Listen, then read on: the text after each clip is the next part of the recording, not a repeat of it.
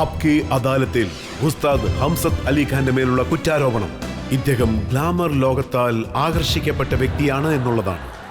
Khan sir, ഇത് സത്യമാണോ? അതായത് താങ്കളുടെ കുട്ടിക്കാലത്ത് താങ്കളുടെ പേര് മാസൂം അലി എന്നായിരുന്നു എന്ന്? അതെ. പക്ഷെ താങ്കൾ അത്രത്തോളം പാവമല്ലെന്ന് അറിഞ്ഞതുകൊണ്ടാണോ പേര് മാറ്റിയത്? അത് എൻ്റെ ഭാഗ്യമാണ്. ഞങ്ങളുടെ ഗോളിയർ വീട്ടിലേക്ക് ഒരു സന്യാസി വന്നിരുന്നു.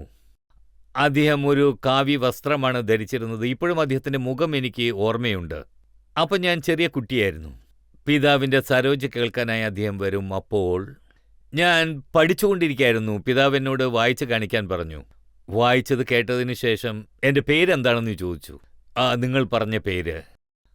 ആ പേര് കേട്ടതും അദ്ദേഹം പറഞ്ഞു, അല്ലല്ല, അത് വേണ്ട, ഇനി ഈ പേര് വേണ്ട, നിങ്ങൾക്ക് ഞാൻ പേര് വെക്കാം എന്ന് പറഞ്ഞു. അതുകൊണ്ട് അദ്ദേഹം വെച്ച പേരാണ് ഇപ്പോഴുള്ള ഈ പേര്.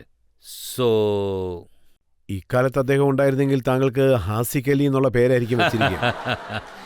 തീർച്ചയായും. കാരണം ഞങ്ങൾ സംഗീതത്തിലൂടെ ഒരു സൗന്ദര്യമാണ് അന്വേഷിക്കുന്നത്. നിങ്ങൾ പറയുന്നത് ശരിയാണ്. ഒരു നല്ല സുഗന്ധം അന്വേഷിക്കുന്നു. ഒരു ഭംഗിയുള്ള മുഖം കാണുമ്പോൾ അള്ളാഹുവിന് നന്ദി പറയും. എത്ര ഭംഗിയുള്ള മനുഷ്യരെയാണ് സൃഷ്ടിച്ചിരിക്കുന്നത്. അതായത് ക്രിറ്റിക്സിൽ പറയുന്നത് താങ്കളുടെ കോൺസെപ്റ്റിൽ ധാരാളം സ്ത്രീകൾ താങ്കളെ കാണാൻ വേണ്ടിയാണ് വരുന്നതെന്നാണ് പറയുന്നത്. അല്ല, അങ്ങനെയൊന്നുമല്ല. അത് ജനങ്ങളുടെ സ്നേഹമാണ്. എന്ത് കാരണത്തിനു വേണ്ടിയാണ് വരുന്നത്, ആര് എന്തിനു വേണ്ടിയാണ് വരുന്നതെന്ന് ആ ദൈവത്തിനെ അറിയൂ. ദൈവാനുഗ്രഹത്താൽ ഞാൻ വായിക്കുമ്പോൾ ഒരുപാട് പേര് വരും. എനിക്കെന്താ തോന്നുന്നതെന്ന് വെച്ചാൽ ഈ എല്ലാ ബന്ധങ്ങളും സംഗീതത്തിലൂടെയാണ് സൃഷ്ടിക്കപ്പെടുന്നത്. ഒരുപക്ഷെ നമ്മൾ സരോജ് രാഗത്തിൽ വായിച്ചാൽ എത്ര മോശമായ ആളാണെങ്കിലും അവനൊരു നല്ല മനസ്സ് കാണും. താങ്കളുടെ 8 വർഷത്തെ ആ പ്രേമം അതും സംഗീതത്തിൽ നിന്ന് വന്നതാണോ? എല്ലാത്തിൻ്റെ അടിസ്ഥാനവും സംഗീതമാണ്. ഇത് സത്യമാണോ സാർ? അതായത് താങ്കളുടെ മനസ്സ് തകർന്നു പോയ സമയത്ത് ദേവദാസിനെ പോലെ താങ്കളും മദ്യപിക്കാൻ തുടങ്ങി? ഇതെല്ലാം മനുഷ്യൻ്റെ ജീവിതത്തിലൂടെ കടന്നു പോയേ മതിയാകൂ. അതായത് ഓരോ ഘട്ടത്തിലും എന്തെങ്കിലും പഠിക്കാനായി നമുക്ക് ലഭിക്കും. അങ്ങനെയാണെങ്കിൽ ആ തകർന്നുപോയ മനസ്സിന്റെ കഥ ഞങ്ങളോടൊന്ന് പറയാം. അതായത് സംഭവിച്ച കാര്യങ്ങളെല്ലാം ഒരു ഹിസ്റ്ററിയാണെന്നേ പറയാവൂ. പക്ഷേ ദൈവം എന്ത് വിചാരിക്കണോ അതല്ലേ നടക്കൂ. ഞാൻ വീണ്ടും അതേ പറയൂ. നമ്മൾ എത്ര ദൂരം കടന്നു പോയാലും അത് എത്ര ദൂരമാണെങ്കിലും ആ ലക്ഷ്യം നമുക്ക് ദൂരമാണെന്നേ തോന്നൂ.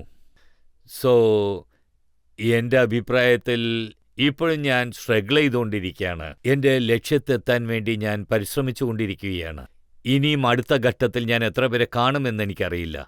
ഇത് സത്യമാണോ? താങ്കളുടെ ഭാര്യ സുബലക്ഷ്മി നിങ്ങൾക്കുള്ളിൽ പ്രേമം പൂത്തുലഞ്ഞപ്പോൾ അതൊരു കോൺസെപ്റ്റ് മുഖേന താങ്കൾ വെളിപ്പെടുത്തിയെന്ന്? അല്ല, ഞാൻ കൽക്കത്തയിൽ വെച്ച് അവരുടെ പെർഫോമൻസ് കണ്ടു. അവർ നല്ല ഭരതനാട്യം കലാകാരിയാണ്. എനിക്ക് ആ ഡാൻസ് കണ്ടപ്പോൾ തോന്നിയത് എന്താണെന്ന് വെച്ചാൽ എനിക്ക് വേണ്ടിയാണ് ദൈവം അവരെ ഈ ഭൂമിയിലേക്ക് അയച്ചതെന്നാണ്. ആദ്യത്തെ പ്രാവശ്യം തോന്നിയോ അതോ പല പ്രാവശ്യവും പലരെക്കുറിച്ചും തോന്നി? അല്ല, ഈ ഒരു ഫീലിംഗ് എന്ന് പറയുന്നത് അത് വളരെ വ്യത്യസ്തമായ ഒരു ഫീലിംഗ് ആയിരുന്നു. അതിനുശേഷം ഞാൻ അവരെ കൽക്കത്തയിൽ വെച്ച് മീറ്റ് ചെയ്യാൻ ശ്രമിച്ചു. അവരുടെ കുടുംബത്തെ കാണാൻ ശ്രമിച്ചു. അവരോട് പ്രപ്പോസ് ചെയ്തു. അതിനുശേഷം ദൈവം ഞങ്ങളെ ഒന്നിപ്പിച്ചു. കാരണം ആദ്യമൊക്കെ പലരും പറയുമായിരുന്നു മുഗൾസിന് ആസാം വരെ പോകാൻ പറ്റില്ല എന്ന്. സോ എനിക്ക് ഇങ്ങനൊരു അവസരം ലഭിച്ചു. അവിടെ പോകാൻ, ആസാം കാണാനായി, പല രാജ്യത്തെ സംഗീതം പഠിക്കാനായി എനിക്കൊരു അവസരം ലഭിച്ചു. താങ്കൾ എത്രത്തോളം അവരെ ഇഷ്ടപ്പെടുന്നു എന്നതിൻ്റെ ഒരു തെളിവാണ് അവരുടെ പേരിൽ ഒരു രാഗം തന്നെ ഉണ്ടാക്കിയെടുത്തത്. അതെ, ഞാൻ ഉണ്ടാക്കിയ രാഗം, അതായത് മദ്രാസിൽ മ്യൂസിക് അക്കാഡമിയിൽ വെച്ച് ഒരു ദിവസം മുൻപേ, നെക്സ്റ്റ് ഡേ അവരുടെ ബർത്ത്ഡേ ആയിരുന്നു. എനിക്കെന്താ തോന്നിയെന്ന് വെച്ചാൽ ഞാൻ അവർക്ക് ഒന്നും നൽകിയിട്ടില്ല. പക്ഷേ അവർ എനിക്ക് എൻ്റെ ജീവിതത്തിൽ ഒരുപാട് കാര്യങ്ങൾ തന്നിട്ടുണ്ട്, പിന്നെ കുട്ടികളുടെ ജീവിതത്തിലും. അതുകൊണ്ട് ഒരു രാഗം രാവിലെ മുതൽ എൻ്റെ മൈൻഡിൽ ചുറ്റിക്കറങ്ങുകയായിരുന്നു. അതൊരു രാഗം എന്ന് നോക്കിയാൽ അതൊരു ആത്മാവുണ്ടാകും. ആ ആത്മാവ് മൂളിക്കൊണ്ടേയിരിക്കും.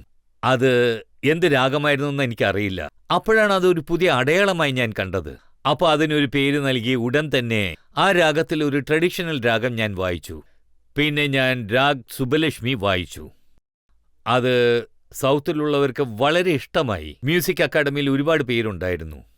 ആൻഡ് എൻ്റെ വൈഫ് ഡൽഹിയിൽ ഒരു ന്യൂസ് പേപ്പറിലൂടെയാണ് അത് അറിയുന്നത്. എൻ്റെ രാഗം, സുബലക്ഷ്മി, അതും അവരുടെ ബർത്ത്ഡേയുടെ അന്ന്. ഒരു നല്ല മെസ്സേജായിരുന്നു അവർക്ക് ലഭിച്ചത്. പിന്നെ അത് വളരെ ഭംഗിയായി വന്നു. ഒരിക്കൽ ഞാൻ അത് നിങ്ങൾക്ക് വായിച്ച് കാണിക്കാം. താങ്കൾ ഒരു പ്രാവശ്യം ലേഡി ഡയനയുടെ മേലും ഒരു നോട്ടമൊക്കെ വെച്ചിരുന്നു. അതെന്റെ ഭാഗ്യമാണെന്ന് വേണം പറയാൻ. അവരെന്റെ മുൻപിൽ ഇരിക്കുകയായിരുന്നു. അന്ന് പ്രൈം മിനിസ്റ്ററുടെ വസതിയിൽ ഡിന്നർ ഉണ്ടായിരുന്നു. ഡിന്നർ ലോണിലായിരുന്നു. അവിടെ നല്ല തണുപ്പുണ്ടായിരുന്നു. അവരാണെങ്കിൽ ചെറിയ വസ്ത്രമാണ് ധരിച്ചിരുന്നത്. സോ ഏകദേശം 20 പേര് അവിടെ ഉണ്ടായിരുന്നു. ആ ഡിന്നറിൽ ഡോക്ടർ മൻമോഹൻ സിംഗും ഉണ്ടായിരുന്നു. ആൻഡ് അവർക്ക് വളരെ തണുപ്പ് തോന്നിയതുകൊണ്ട് എല്ലാവരും അവിടെ ഷോൾ അന്വേഷിക്കാൻ തുടങ്ങി. ആക്ച്വലി ഷോൾ എൻ്റെ കയ്യിലുണ്ടായിരുന്നു. അതുകൊണ്ട് അല്ല, ആ ഷോൾ വളരെ സ്പെഷ്യലായ ഷോളാണ്. ഞാൻ വണ്ടിയിൽ വന്ന് ഇരുന്നു ഡിന്നറിന് പോകാനായി. അപ്പം എനിക്ക് പെട്ടെന്ന് തോന്നി ആ പഴയ ഷോൾ ഇട്ടുകൊണ്ട് പോകാമല്ലോ എന്ന്. ഞാൻ വീണ്ടും അകത്തി ചെന്ന്, അത് ഞങ്ങളുടെ ആൻസിസ്റ്റേഴ്സിൻ്റെ ഷോളാണ്. അതിന് നോക്കുകയാണെങ്കിൽ 400 വർഷം മുമ്പുള്ള ഹിസ്റ്ററി ഉണ്ട്. ആ ജാമേവ ഷോൾ ഞാൻ തന്നെ അവരെ പൊതിപ്പിച്ചു, ഡയന മേഡത്തെ. അവർ വൈകുന്നേരം വരെ അത് ധരിച്ചിരുന്നു. അവിടുന്ന് പോകുമ്പോൾ അതെനിക്ക് തിരിച്ചു തരാനായി അവർ വന്നു.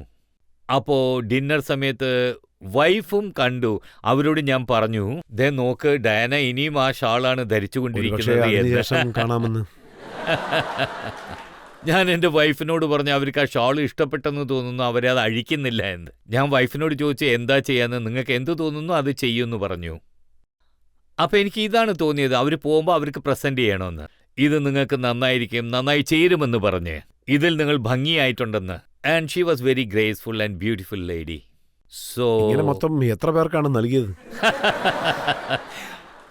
അടുത്ത ദിവസം ഡൽഹിയിൽ ഒരു പാർട്ടി ഉണ്ടായിരുന്നു. അവിടെ വച്ച് പലരും എൻ്റെ അടുത്തേക്ക് വന്ന് എനിക്ക് വളരെ തണുക്കുന്നു എന്ന് പറഞ്ഞു.